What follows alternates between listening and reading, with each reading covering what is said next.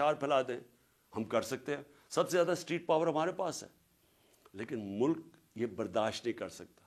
اس لیے یہ پرامن طریقے کا احتجاج ہے، جیل بھرو تحریک۔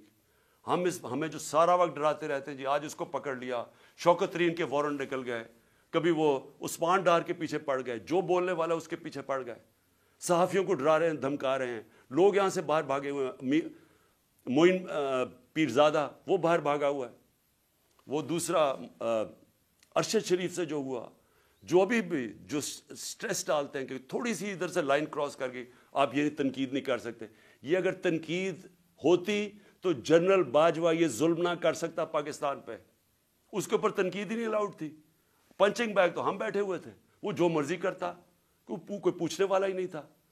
اس لیے اس ملک کے لیے، حقیقی آزادی کے لیے ہم سب کو جدوجہد کے لیے اب تیار رہنا پڑے گا۔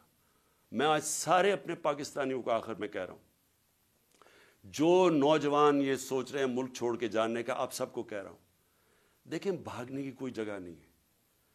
جو قومیں جب تک اپنی آزادی کے لیے نہیں لڑتی، جدوجہد نہیں کرتی، کوئی ان کو آزادی نہیں دیتا۔ زنجیریں گرتی نہیں ہیں، توڑنی پڑتی ہیں۔ ہم سب کو تیاری کرنی چاہیے، اور میں پھر سے اپنے ساری پارٹی کو، پاکستانیوں کو کہنا چاہتا ہوں، تیاری کریں جیل بھرو تحریک کی۔ انشاءاللہ میں چند دنوں میں اس کی اناؤنسمنٹ کروں گا۔ پاکستان زندہ باد۔